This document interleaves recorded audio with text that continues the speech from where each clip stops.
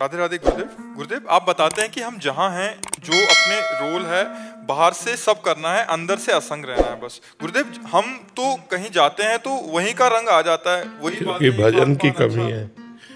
भजन की कमी है। जब भजन आप करेंगे तो आप में क्षमता आ जाएगी कि बहुत अच्छा व्यवहार करना। जैसे हम किसी की बहन है, किसी की पत्नी है, किसी की माँ है, किसी के अलग अलग संबंध है, बिल्कुल धर्मयुक्त व्यवहार करना, लेकिन किसी से राग ना रखना। जित संग दोषा, किसी के संग का प्रभाव हमारे ऊपर ना पड़ना। ये तभी हो सकता है जब हमको भजन करेंगे और भजन से हमें ज्ञान प्राप्त होगा। अभी हम अज्ञान की दशा में हैं।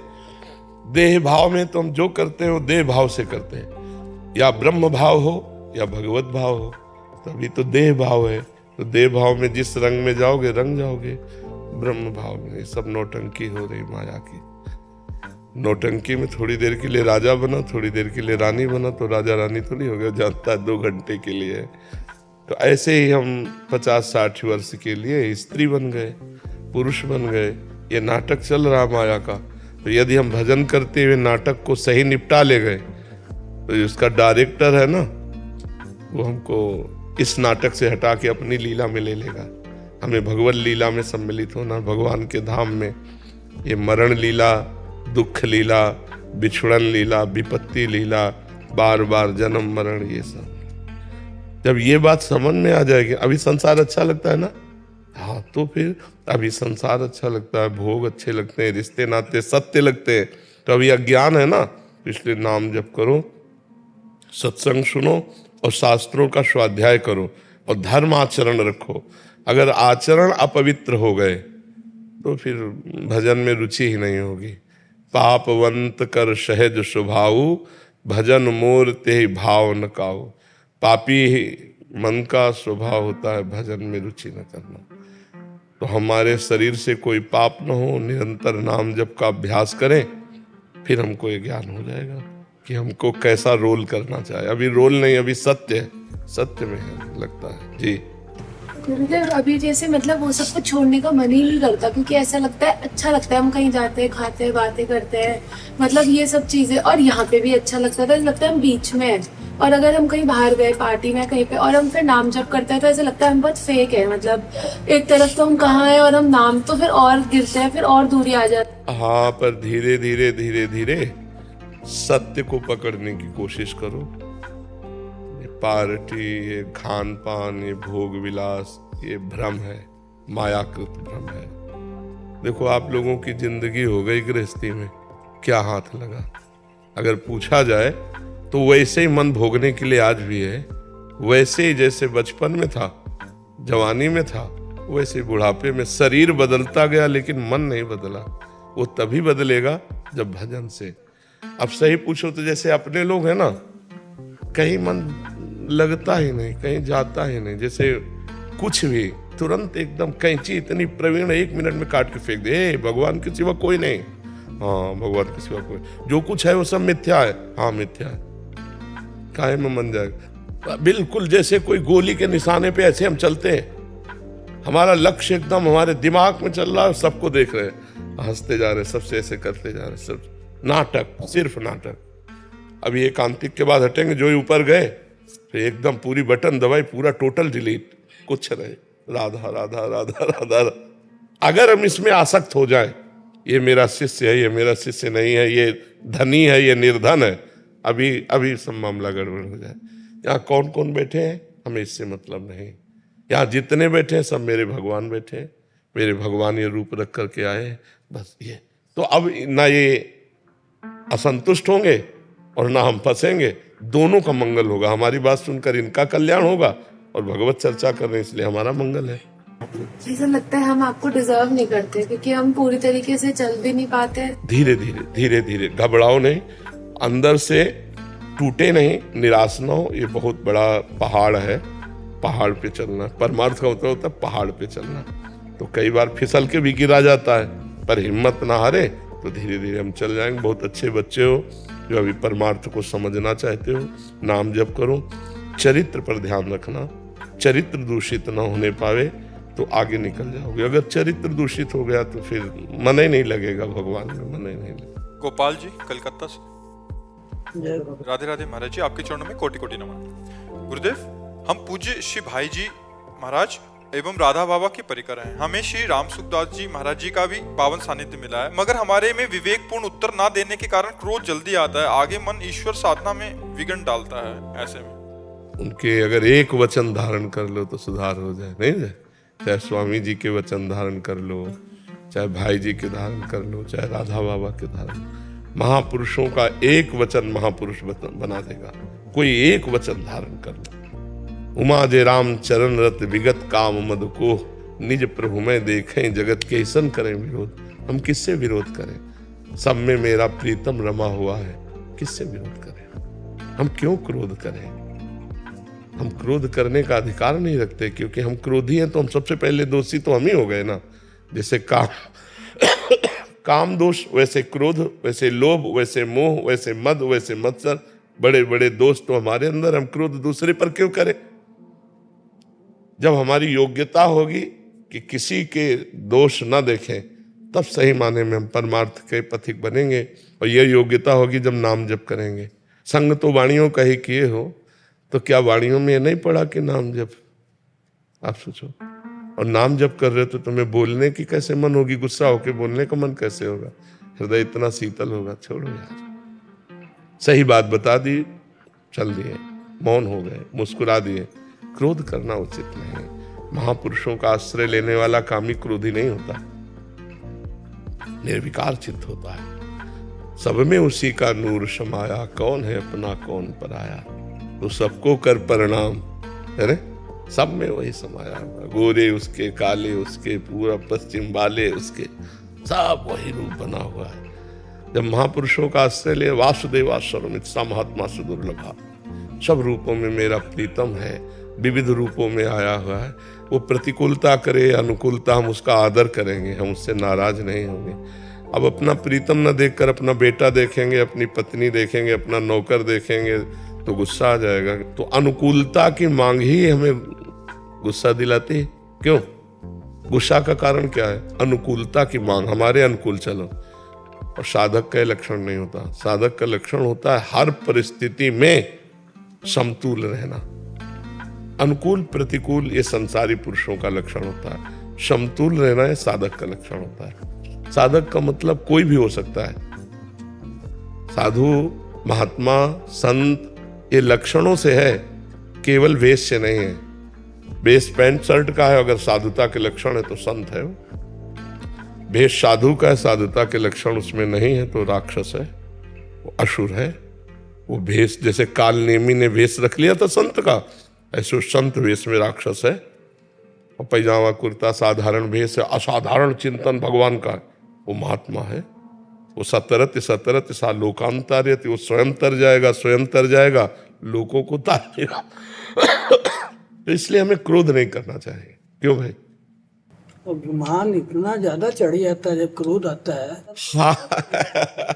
कि हम नीचे नहीं है उसके सामने में। हम जो बोल रहे हैं वो क्यों नहीं मान रहा है? वो गलत बात कर रहा है, मैं उसका प्रतिरोध करता हूँ। अगर आप उसी समय सोचो मेरे प्रभु इस रूप में आके मुझे क्रोध रहित करना चाहते हैं, तो हे नाथ आप उल्टा बोलो, मैं क्रोध नहीं करूंगा। अगर उस समय सोचो मेरी परीक्षा हो रही, मुझे पास होना है, मुझे क्रोध नहीं करना है, कितना अच्छा रहेगा।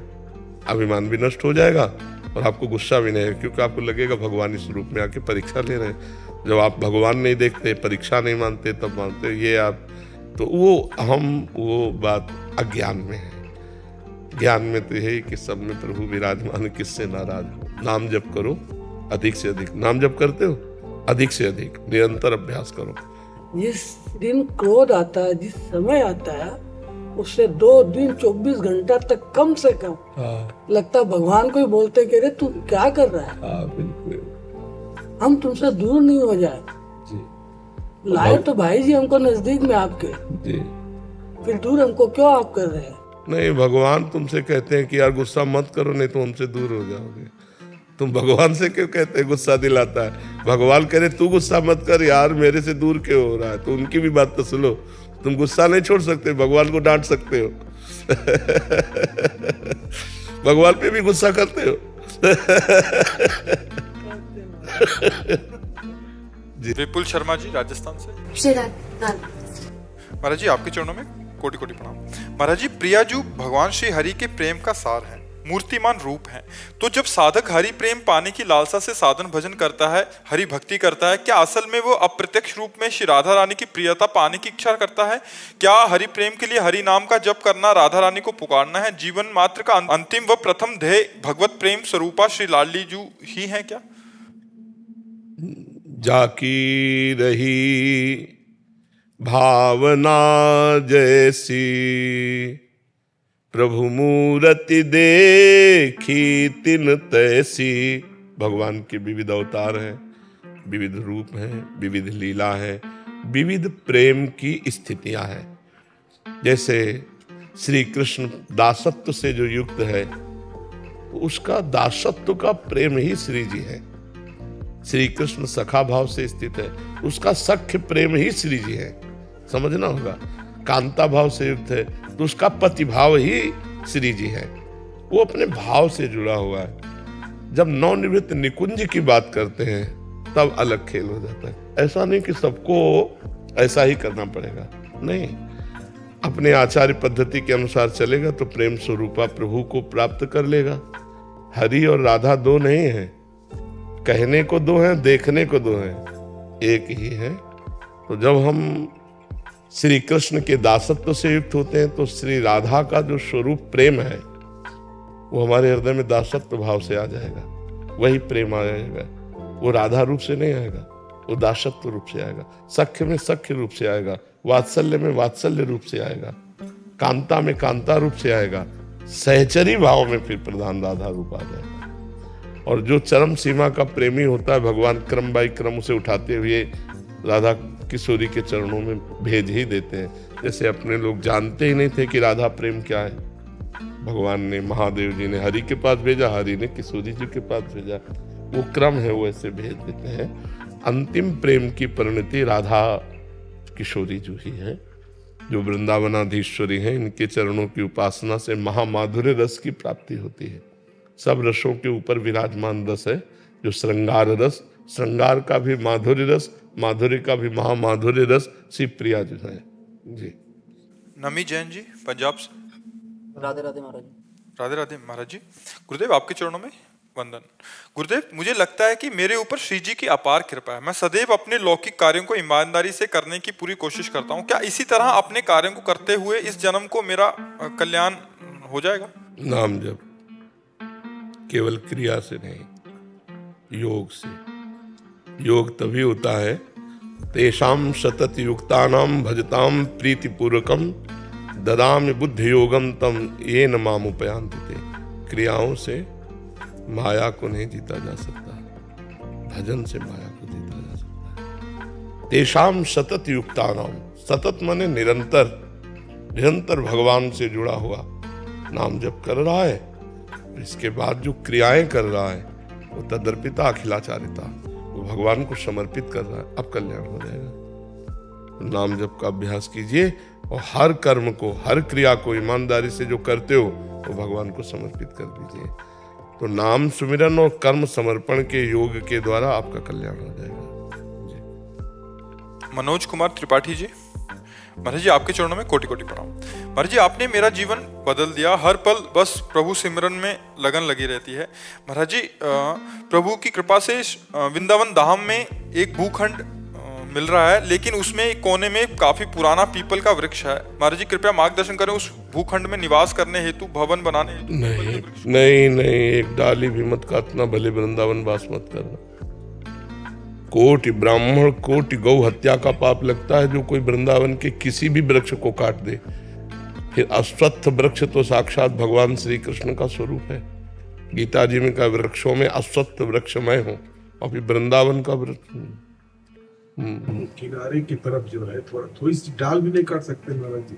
हम पूरा वृक्ष सोच रहे वहां मंदिर बना देंगे, किनारे कोने में है, लेकिन दीवार चलाने के लिए थोड़ा सा कटिंग करना पड़ रहा है। तो वही हम आपसे अनुमति लेके ही तभी आगे। नहीं, हम तो अनुमति नहीं देंगे वृक्ष की शाखा को भी काटने का।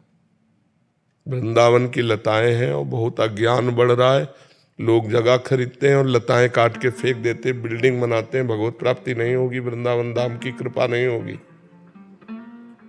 हमें लगता है कि अगर 150 गज में वृक्ष सहित जगह ली तो 50 गज में भले बना ले, 100 गज में वृक्ष को दे दो तो भगवत प्राप्ति हो जाएगी। तुम हट जाओ, डाल मत काटो, छोटा कर लो भाई, अपनी डिजाइन कम कर लो, उसकी डिजाइन मत कम करो, उनकी शाखाओं को मत काटो, अपनी डिजाइन कम कर लो।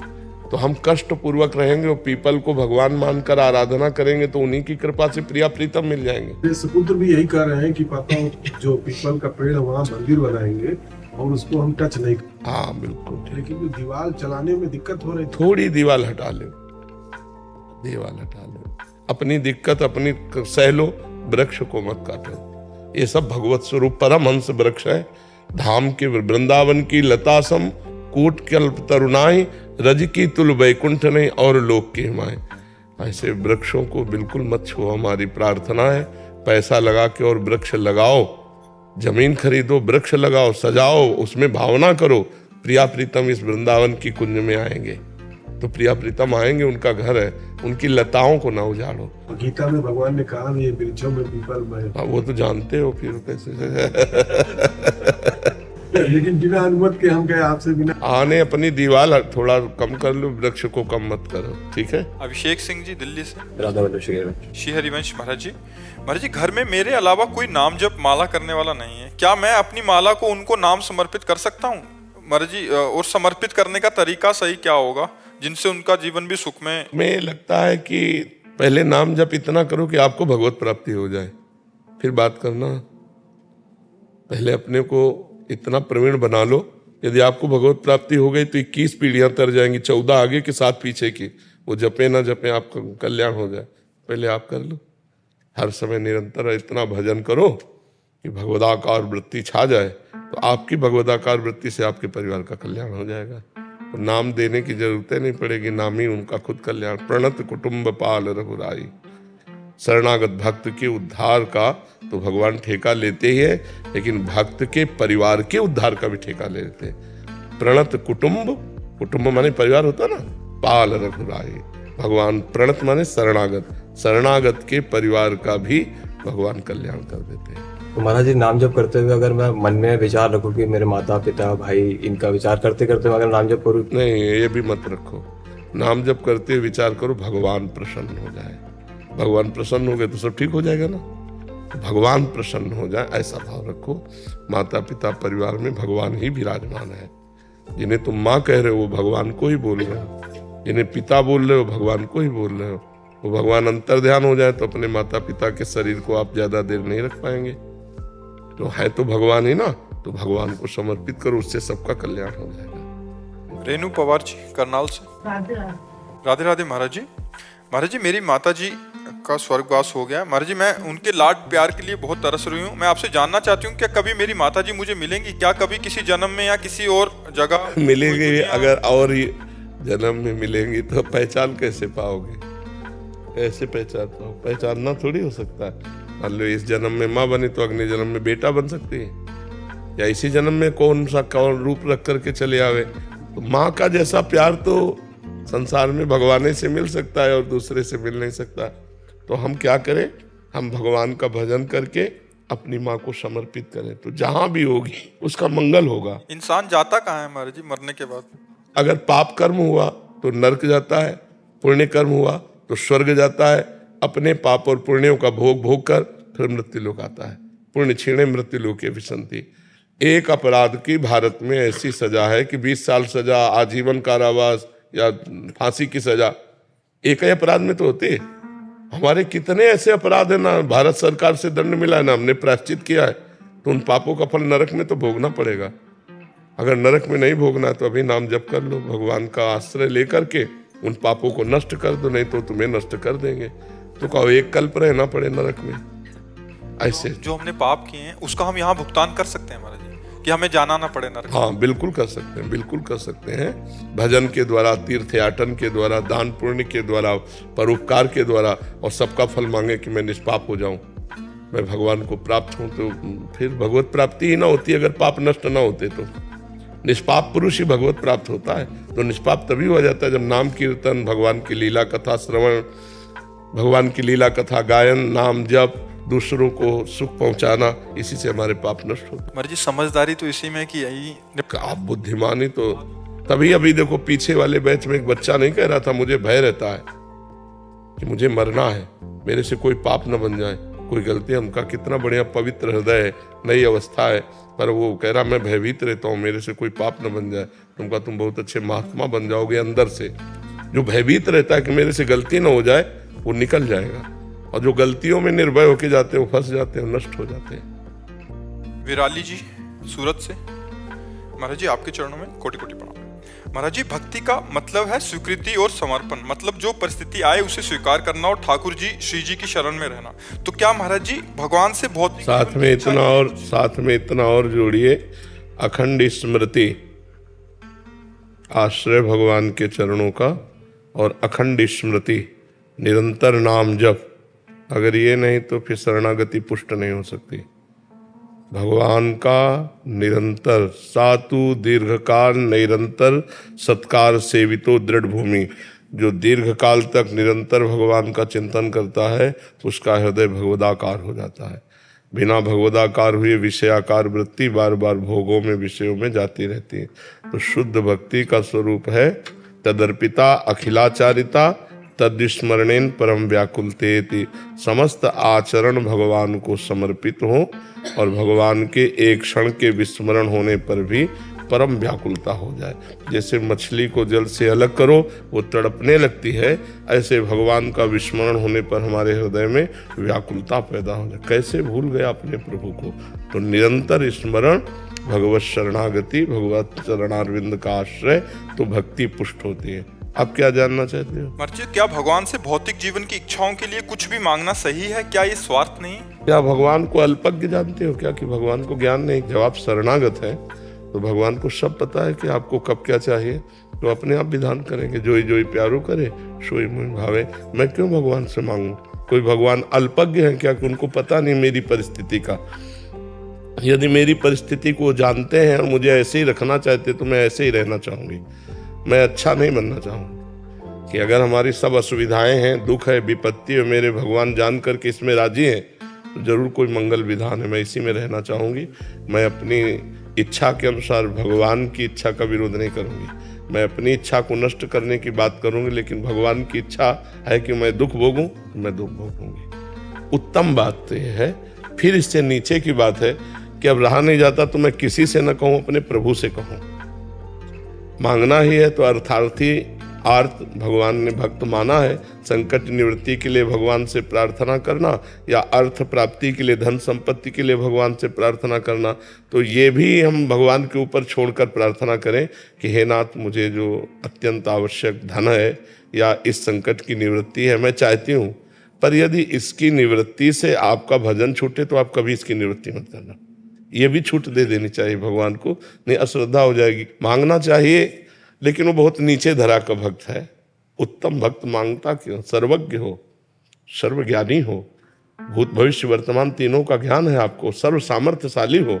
आपको जैसा मन हो वैसा आप मुझे चलाओ, मैं आपसे कुछ नहीं कहूँगा, बस आपका सुमिरन करूँगा, आपकी शरण में रहूँगा। तो भगवान ने एक वादा किया है गीता में, अनन्यस चिंतयन्तो माम ये जनाः परिपासते तेषां नित्याभियुक्तानां योगक्षेमं वहाम्यहम्। जो मेरा अनन्य चिंतन करता है उसके ये योगक्षेम की जिम्मेवारी मैं लेता हूँ। प्राप्ति की रक्षा और अप्राप्ति की प्राप्ति। प्राप्ति की रक्षा का नाम क्षेम है और अप्राप्ति की प्राप्ति का नाम योग है। तो भगवान योग क्षेम सब करने के लिए जो वादा करते हैं, हम क्यों मांगे? आप करो योग क्षेम, हम तो आपका चिंतन करते हैं और जैसी परिस्थिति में रख रहे हो उसी में हम राजी हैं हम उसी में जिसमें तेरी रजा है। जोई जोई प्यारो करे सोई मोहि भावे। चंद्रदेव चौबे जी बक्सर बिहार से, राधा वल्लभ श्री हरिवंश महाराज जी आपके चरणों में कोटिश प्रणाम। गुरुदेव, साधना के विभिन्न मार्ग हैं, शैव मार्ग, वैष्णव, द्वैत, अद्वैत, इन सबका अस्तित्व और उद्देश्य तो एक ही है, फिर ये अलग अलग मार्ग क्यों हैं? क्योंकि मति अलग अलग है ना। मति के अनुसार यदि उपासना हो तो जल्दी सिद्धि प्राप्त हो। अब मति है निराकार में रति, अब वो साकार को कैसे माने? मति है साकार की और निराकार को कैसे माने? मति है देवी भक्ति की और वो भगवान को उतना प्यार नहीं करेगा जितना माँ को प्यार करेगा। अब व्रती है शैव में, और राम को कैसे, हरि को उतना कैसे प्यार करे। इसीलिए भगवान ने विविध रूप, विविध आचार्य, विविध मार्ग धारण करके, क्योंकि हम विविध मतियों वाले हैं। मुंडे मुंडे मतिर भिन्ना, हमारी बुद्धि अलग अलग है। तो जहाँ हमारी रति हो जाए, जैसे भी हो जाए, हम उस परमात्मा को प्राप्त कर लें। वही परमात्मा शिव है, वही देवी है, वही राम है, वही कृष्ण है, वही सब रूपों में एक ही परमात्मा है। कहीं लग जाओ, ईमानदारी से लग जाओ, अच्छे आचरण करो, तुम्हारा मंगल हो जाएगा। इसलिए विविध आचार्यों, विविध इष्टों के रूप में भगवान प्रकाशित हैं। एक ही भगवान कि हम विविध मति वाले हैं, अलग अलग मति वाले हैं, तो अपनी अपनी मति के अनुसार चल। कोई ज्ञान प्रधान है, कोई भक्ति प्रधान है, कोई कर्म प्रधान, तो भगवान ने ज्ञान योग, भक्ति योग, कर्म योग, कोई योग प्रधान तो अष्टांग योग। जो जैसी मति से चलना चाहे, हमारे भगवान ने सब आचार्यों का रूप धर करके वो मार्ग प्रशस्त कर दिया। गुरुदेव भगवान कुछ अपराध हो गए हैं इस मार्ग पर आने के पहले। जो गलतियां हो गई हैं, मामे वे प्रपद्यन्ते माया में ताम तरंति थे। भगवान की शरण में होके नाम जप करो तो जो भ्रम से हमारी गलतियां होंगी सब तर जाओगे। माया में ताम तरंति थे। अहम तो हम सर्व पापेभ्यो मोक्षयिष्यामि मा शुचा। भगवान की शरण में होके नाम जप करो, जो गलती है उसका मार्जन हो जाएगा, आगे गलती ना हो, आगे किसी जीव की हिंसा न करें। अगर सांप को काटना है ना तो तिजोरी में बंद हो जाओ, अपने समय पे काट देगा। और नहीं काटना ना तो हम जंगल में पड़े रहे, हमारी छाती के ऊपर से निकल के कभी टच नहीं किया। जहाँ सांपों का ही झुंड था, एक सैनपुर स्थान था, सैकड़ों सांप रहते थे। पुराना आश्रम था, 90 वर्ष पुराने महापुरुष जो वहाँ विराजमान थे। वो इतनी सांप बिछी, इतनी बिछ खापर, एक से एक क्वालिटी के सांप, कोबरा और किंग कोबरा, ये सब बड़े बड़े सांप, और कभी टच नहीं किया। आंख मूंदे बैठे हैं, आंख खुली तो देखा और सब रेंग रहे हैं, लेकिन फुसकार करके बगल से निकल गए, काटा नहीं। क्यों? काटना है उसी समय काटेंगे, नहीं काटना है तो आप सांपों के ऊपर पड़े रहो, नहीं काटेंगे। और फिर भगवान का भरोसा होता है। आप अपने को बचाइए, सर्प मित्रों को बुलाइए, उसको निकलवा दीजिए, वो ऐसे नहीं काटेगा। अगर अवधि है काटने की, तो परीक्षित जी को तक्षक सांप काटना था, दुनिया की व्यवस्था हुई, लेकिन ब्राह्मण के रूप में आया और काट के चला गया। जैसी हो भवितव्यता तैसी बने सहाय, आप नावे ताहि पे ताहि तहां ले जाए। अवश्य में वो अवश्य में होगा। उसका भी सृष्टि में जीने का अधिकार है। अपने को बचाओ, उसको दूर कर दो। वो चलते फिरते जीव हैं, किसी को नहीं काटते, वो उसी को काटते हैं जिसका प्रारब्ध होता है। ऐसे नहीं कोई काटता है। ऐसे हो तो सब सांप काट के पूरी सृष्टि को मार डाले, आतंक पूरी सृष्टि को नष्ट कर दे, लेकिन नहीं, उतना ही कर सकते हो जितना मालिक के हिसाब में है। पाप किया है हमने, अब हमारी गर्दन कटनी, तो हमको ऐसे लोगों से मिला दिया जाएगा, वो हमारी गर्दन काट देगा। अन्यथा खूब चौड़ी छाती करे घूमो, कहीं एक कांटा नहीं लगेगा अगर आपके विधान में नहीं है तो। नाम जप सबसे बड़ा प्रायश्चित। भगवान की शरण में होके नाम जप करो जी। गौरव शर्मा जी हरिद्वार से। राधे राधे। महाराज जी आपके चरणों में कोटि कोटि प्रणाम। महाराज जी आपके बल से भक्ति मार्ग पर निष्पाप होकर चलने का प्रयास कर रहा हूँ। महाराज जी हर समय एक भय की अनुभूति होती है कि ये जन्म निकला जा रहा है। आपकी प्रेरणा और वाणी से सुनकर ये भाव प्रकट हुआ है। ये भय अगर बना रहेगा तो बहुत अच्छे साधक बन जाओगे। जिसको ये भय बना रहता है ना, जैसे हम लोगों को हर समय ये कि जाना है, चलना है, ये सब मनोरंजन माया है, चलना है, तो कहीं कोई प्रीति नहीं होती, कहीं कुछ अच्छा नहीं लगता, कुछ अच्छा नहीं लगता। खूब अच्छे खान पान, कुछ मरना है यार, आज नहीं तो कल, कल नहीं तो परसों। चुपचाप अपने कर्तव्य का पालन कर लो, नाम रूपी धन इकट्ठा कर लो। यहाँ अगर जो भगवान से विमुख जीवन व्यतीत हुआ हो तो बहुत भूल में अपने जीवन को नष्ट कर दिया, तो बहुत भय तो लगा रहना चाहिए। और ये जीवन भर भय आपको बचाता रहेगा पाप कर्मों से। जैसे हमारे द्वारा मन में कोई पाप कर्म है तो यार मरना है, पाप कर्म क्यों करें, तो ये बचा लेगा। ये जो भय है ये निर्भय कर देगा। अभय होए जो तुम्हें डराए। जो भयभीत हो जाता है भगवान से कि कहीं कोई पाप न बन जाए, कहीं कोई अधर्म न बन जाए, वो महात्मा बन जाता है। और जो निर्भय हो जाता है पाप कर्म में, वही नरक जाता है। तो सच्चा निर्भय पद तो भगवान प्रदान करते हैं। भयभीत जो सभीत आवा शरणाई, सभीत माने भययुक्त, जो सभीत आवा शरणाई, तो भगवान कहते रखियो ताई प्राण की ने। मैं उसे अपने प्राणों के समान प्यार करता हूँ, जो संसार से मृत्यु से भयभीत होकर मेरी शरण में आ जाता है। राधे राधे महाराज जी। महाराज जी 3 वर्ष पहले आपसे यूट्यूब के माध्यम से जुड़ा था। महाराज जी जीवन इतना थक चुका था कि मृत्यु को वरण कर लूं या घर त्याग दूं, ये इच्छाएं प्रबल होने लगी थी। परंतु तभी आपके सानिध्य ने बताया कि आपके जीवन के एक छोटे से छोटे और बड़े से बड़े दुख आपके पूर्व जन्म का कारण जो सुख और दुख रूप में आया है उसको सहते हुए निकल जाओ। महाराज जी ये कह रहे हैं कि हे अर्जुन गांडीव उठाओ और युद्ध करो। बार बार ये अंदर से आपके सत्संग से भावना गांडीव थोड़ी उठाना है तुम्हें पास गांडीव है क्या? अपने विवेक रूपी धनुष पर ज्ञान रूपी बाण चढ़ा के लक्ष्य को भेदो, ज्ञानी बनो। अज्ञान में क्यों परेशान होते हो? जहां तुम्हें फंसाव आ रहा है वहां विवेक के द्वारा उसे काटो, सुख दुख भोक्ता भाव काटो। महाराज जी कई लोग ऐसे जुड़ जाते हैं जो मानसिकता उनकी षड्यंत्र करने की होती है, बाद में लगता है कि पता चलता है कि ये षड्यंत्र के अनुसार हमसे जुड़ा है। हाँ, फिर वृद्धि ऐसी आती है कि ये आपको ऐसा समझ रहा है कि आप कुछ भी नहीं कर सकते, फिर इच्छा थोड़ी सी ऐसी होती है कि इसके साथ कुछ करा जाए, फिर अंदर से आता है कि नहीं, क्या पता ये तेरे कर्म है। हाँ, यही बुद्धिमानी है। वो हमारे कर्म का मार्जन करने आता है, वो षड्यंत्र के द्वारा हमारा कुछ नहीं बिगाड़ सकता। उतने बिगड़ेगा जितना हमारा बिगड़ना चाहिए। तो वो बिगाड़ता या कोई बिगाड़ता हो तो बिगड़ने था। तो यही तो हम कह रहे हैं, गांडी उठा अर्थात विवेक और ज्ञान का लक्ष्य। देखो ज्ञान चढ़ाया तो परास्त हो गया, वो तुम्हें नहीं परास्त कर पाया। और नहीं तुम लड़ जाते या मार पीट देते तो आप परास्त हो जाते। महाराज जी एक कृपा और हो जाए जी महाराज जी, कुछ आदतें ऐसी हैं जो पूर्व समय से चली आ रही हैं, उन्हें त्याग दिया। मैं 15 साल पहले मांस तो नहीं पर अंडा खाता था, लेकिन अंदर से आवाज आई कि किसी की हत्या करके अगर तुमने कुछ प्राप्त करा तो वो मनुष्यता नहीं, उसे त्यागा। फिर मित्रतावत कुछ नशावत। अभी क्या छोड़ना था? अभी महाराज जी कभी कभी उन चीजों में जाते हैं पर तड़पता बहुत ही, आत्मा बहुत तड़पती है। तो आज होली यहाँ वृंदावन की शुरू हो गई आज से। आज होली में स्वाहा कर दो कि मैं वो छोड़ता हूँ, कभी नहीं करूँगा। ठीक है, बढ़िया अच्छे आदमी बन जाओ, सर्वांग सुंदर बनो। थोड़ी सी गलती हमारी पवित्रता को नष्ट कर देती, इसलिए सर्वांग सुंदर बनो।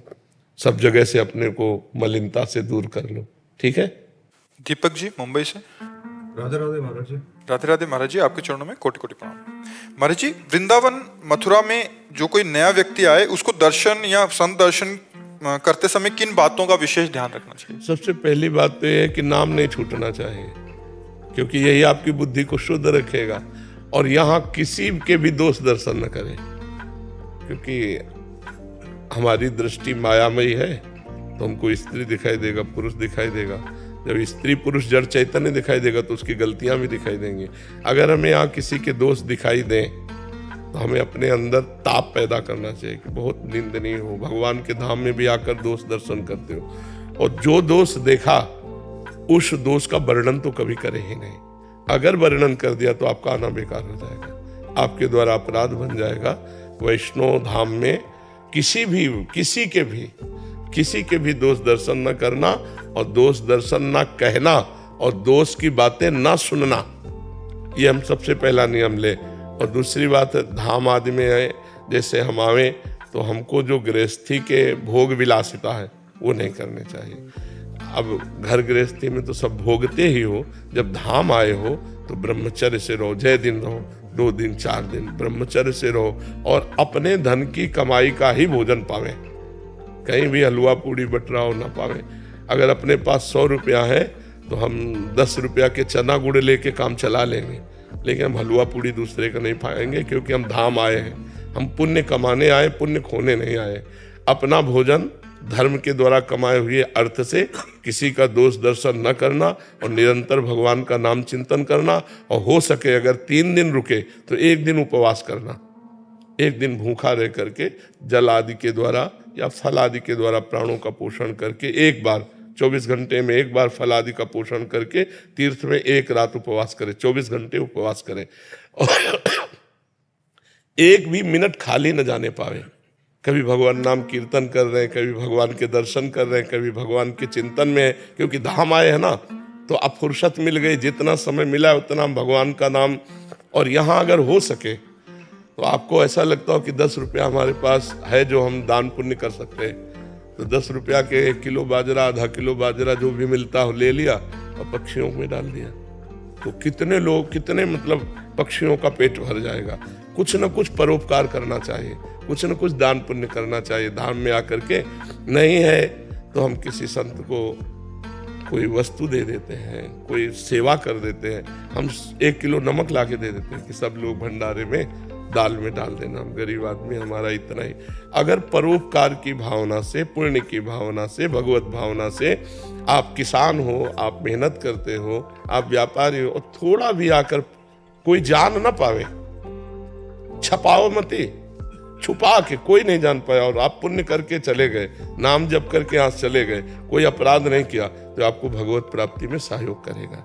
ये आपके दुखों को मिटा करके सुख प्रदान। बहुत जगह भंडारे यहाँ रास्ते में कोई हलवा पूड़ी नहीं, कदापि नहीं, आपको लेने का अधिकार नहीं। आप गृहस्थ हैं, आप खुद कमाते हैं, तो ऐसे करने का अधिकार नहीं, ऐसे करने का अधिकार। यदि आपको ऐसा लगता है कि हम पा लेते हैं, तो निकालो 20 रुपया 50 रुपया उसके पास रखो, वहीं रख दो और छोड़ के चले आओ।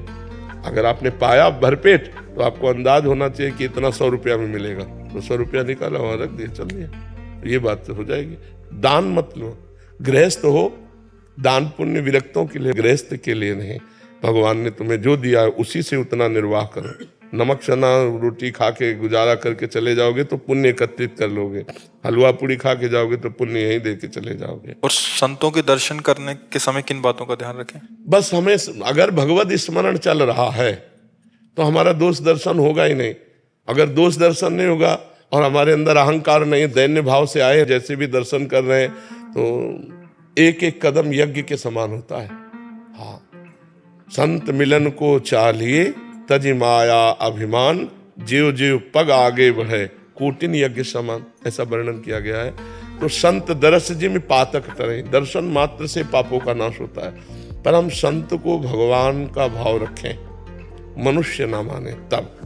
जैसे एक पत्थर है जिसे हम पत्थर मानते हैं, और एक पत्थर है जिसे हम भगवान मानते हैं। तो पत्थर मानने से हमें कोई लाभ नहीं मिला, लेकिन जब उसी को हमने भगवान माना, पाषाण मूर्ति को, तो हमारे भाव बनने लगे, हमें पुण्य मिलने लगा, हमारे लाभ मिलने लगा। एक मनुष्य है और मनुष्य रूप में एक संत है, उसे हम भगवान का दर्जा दें। सातों समूह में जग देखा, मोते अधिक संत कर लेखा। भगवान कह रहे हैं ये मेरे भगवान के निज जन है, तो भगवान के स्वरूप है, तब दर्शन का हमें लाभ मिलेगा। कहीं कोई दोष दर्शन न हो, कहीं कहीं उनकी अवहेलना न हो जाए, शांत भाव से दर्शन किया चले गए। ज्यादा देर संतों के पास नहीं टिकना चाहिए, क्योंकि हमारी मलिन बुद्धि है, कोई न कोई मलिन दृश्य न देख ले, कोई न कोई मलिन संकल्प न कर ले, तो हमें अपने भाव बचाने के लिए सत्संग सुना और उसी का मनन किया, एकांत हो गए, तो हमें ज्यादा अपराध बनने की संभावना नहीं रहेगी। नहीं तो मनुष्य शरीर है और संतों की ऐसी लीलाएं हैं कि हम समझ नहीं पाएंगे किस धरा से कौन सी बात कर रहे हैं, किस धरा से कौन सी चेष्टा कर रहे हैं। फिर हमें लगेगा कि यार ये तो ऐसे ही है, तो हमारा दोष दर्शन बन जाएगा। तो हम सत्संग सुने, एकांत में जब भजन करेंगे तो सबके प्रति भगवत भाव हो जाएगा। संत तो भगवान का स्वरूप है ही। महाराज जी, जैसे आज वृंदावन की होली शुरू हो गई है और अगले 4 दिन तक होली चलेगी, महाराज जी बहुत सारे युवक युवतियां आपको सुनती हैं, तो आज आपके कोई संदेश सब भारतवासियों? हम तो सबसे यही प्रार्थना करेंगे कि होली महोत्सव प्रहलाद जी के द्वारा प्रकट किया गया है। जब प्रहलाद जी किसी भी प्रकार हिरण्यकश्यप के मारने से नहीं मरे, तो उसकी बहन होलिका थी, वो हिरण्यकश्यप को उदास देखा, तो उसने कहा भैया उदास क्यों हो? तो उनका ये प्रहलाद मर नहीं रहा, तो उनका आज मर जाएगा। लकड़ी का बहुत सा ढेर लगाया जाए और उसमें लेकर हम प्रहलाद को बैठ जाएंगे, तो हमें अग्नि से वरदान मिला है, एक पट, शीतल पट, जिसको हम ओढ़ लेंगे तो हमारा रोम भी नहीं झुलसेगा और प्रहलाद मर जाएगा। बड़ा प्रसन्न हुआ हिरण्यकश्यप। उसने बहुत लकड़ी का पहाड़ लगाया, उसमें ऐसा बनाया जिसमें प्रहलाद जी को लेकर उनकी बहन बैठ गई। प्रहलाद जी की बुआ हुई, हिरण्यकश्यप की बहन। आग लगा दी गई, तो भगवान की कृपा से ऐसी वायु चली कि शीतल पट प्रहलाद जी के ऊपर आ गया और वो जलकर राख हो गई। तो जितने प्रहलाद पक्ष के थे, सुबह वहां जब गए तो देखा प्रहलाद जी बैठे हुए, बड़े आनंदित थे। ढोल मंजीरा कीर्तन से होली की पूजा की और आपस में गुलाल रंग लगाकर खेल रहे, नाम कीर्तन कर रहे, पद गा रहे कि प्रहलाद जी भगवान की भक्ति से बच गए। तो ये उत्सव मनाया जा रहा है। ये लोग जो शराब पीते हैं, गंदे हरकतें करते हैं, एक दूसरे के चेहरे पर कालिक पोतते हैं, नालियों में ये हिरण्यकश्यप पक्ष के हैं। अब वो भी तो उत्सव बनावे, कैसे बनावे? तो वो नालियों में गोबर कीचड़, उसकी हिरण्यकश्यप पक्ष की पार्टी, और एक होती साधुता की पार्टी, एक दूसरे पे गुलाल लगाए, राम कृष्ण हरि बोले और बैठकर पद गायन किए और खूब गुझियाँ और मिठाई भोग लगा कि ठाकुर जी को, और पाए आनंद मनाए। तो हमारी समस्त देशवासियों से प्रार्थना है, कोई भी व्यसन न किया जाए। व्यसन उत्सव को खराब कर देता है, जैसे शराब है और भी हुक्का है, ड्रग्स है, कोई भी नशा मत करो। फ्रेश माइंड से भगवान का नाम जप करते हुए, पद गायन करते हुए होली का आनंद लो। नशे में होली का आनंद थोड़ी होता, नशे में तो मूढ़ता छा जाती है, मूढ़ता में आनंद कहाँ। तो कोई भी नशा इस होली उत्सव में ना किया जाए, और हम आनंद पूर्वक भाईचारा बनाते हुए एक दूसरे का सम्मान करें, प्यार करें। जो हमसे दुश्मनी मानते हैं, होली के दिन हम उनके भी घर जाएं और उनके गुलाल लगावें और उनसे प्यार करें। हमारा एक भी दुश्मन विश्व में ना हो, यही सबसे बड़ी हमारी प्रार्थना है। हमारे आचरण पवित्र हो, हमारा व्यवहार पवित्र हो, हमारा चिंतन पवित्र हो, तो होली सार्थक है। नहीं, कितने लोग नशा करके झगड़ा कर लेते हैं, कितने लोग अपनी हानि कर लेते हैं। अच्छा, आँख कितनी सूक्ष्म वस्तु है, उसकी आंख में अगर देखने में कमी आ जाए या चोट लग जाए, गुलाल तो गुलाल कीचड़ फेंकते हैं, कपड़ा फाड़ देते हैं, शराब पिए, उद्दंडता, ये सब ठीक नहीं। ऐसा होली उत्सव न मनाए जो सभ्यता के खिलाफ हो, समाज के खिलाफ हो, हमारे धर्म के खिलाफ हो, अध्यात्म के खिलाफ हो। ऐसा कोई कार्य न करें। सबसे पहली बात है कि शराब न पिए, जो शराब पीते हैं होली उत्सव में स्वाहा कर दें। और दूसरी खास बात है, मांस न खाएं, क्योंकि आप भले जीव हत्या नहीं करते, लेकिन आप हिस्सेदार हुए, क्योंकि आप खरीद के लाते हो और खाते हो, तो आप हिंसक ही माने जाओगे। तीसरी बात, किसी माता बहन की तरफ गंदी दृष्टि मत देखो, जैसे तुम्हारी बहन ऐसे दूसरे की बहन। तो आप पवित्र ब्रह्मचर्य रहिए और जो अपनी पत्नी है उसी पे अनुराग कीजिए। ये 3 बातें छोड़ने की कोशिश